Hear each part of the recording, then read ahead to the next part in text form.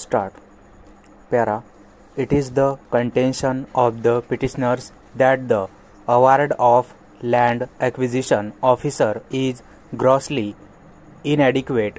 It does not represent the true market value of the acquired land and fruit trees standing therein. While declaring award, the SLAO discarded sale instances of higher market rates. Thus, he wrongly assessed the market value of the land. He failed to take into consideration existing condition, advantages and potential of the acquired land. Even benefits arising out of the land are not taken into consideration by land acquisition officer. The sale instances relied by him failed to reflect the correct market value of the land.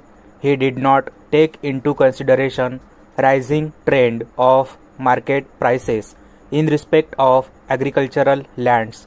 The trees, tails, wells and crops in the land in question are not properly considered by land acquisition officer for the purpose of valuation.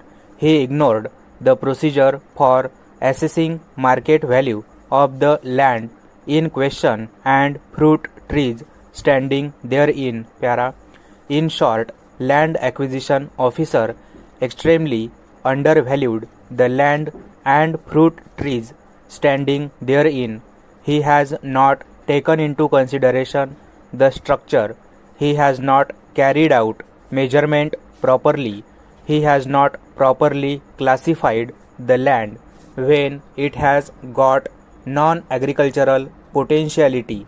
He assessed lands on the basis of non-comparable sale instances. There were fruit-bearing trees standing in the land such as mango, local mango, jackfruit, jamun and karwanda. Thus, the award of land acquisition officer is grossly inadequate. The petitioners have therefore prayed for enhanced compensation amounting to rupees 34,79,242 along with cost, interest, solatium and component. It is prayed accordingly. Para. Respondent number 1 opposed petition void their written statement dated 21/9/2002, which is at Exhibit 34. At the outset, it is submitted that petition is not true, legal and bona fide. The compensation awarded by respondents is adequate, proper and legal.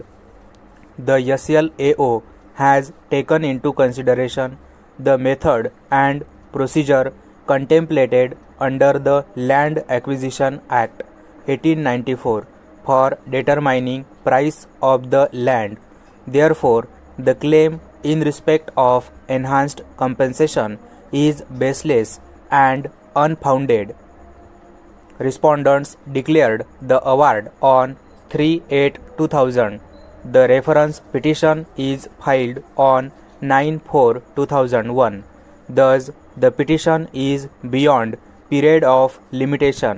On that count also, petition is liable to be dismissed. Para. All averments in the petition are denied. It is submitted that the claim for enhanced compensation is exorbitant, excessive, hypothetical and imaginary. The petitioners are therefore not entitled to claim enhanced amount of compensation. There are no reasons to justify the claim. The SLAO considered proper sale instances for the purpose of assessment of valuation and also taken into consideration ready reckoners rates.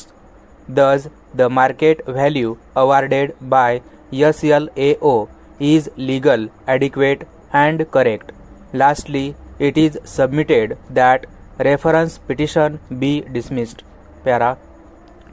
Respondent number 2 acquiring body also opposed petition vide its written statement dated 2/9/2016, which is at Exhibit 22. It is submitted that respondent number 2 is the corporation which came into existence on 25/1/1996 in order to start and complete the projects and works that have been commenced by the Irrigation Department of State of Maharashtra. All the projects and works which were within the ambit of the corporation have been transferred to it in order to complete the schemes within the framework of the projects.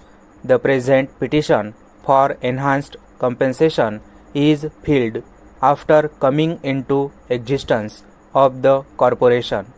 It is submitted that the reference petition is barred by limitation. The petition is undervalued. Thus, both counts petition is liable to be dismissed. Stop.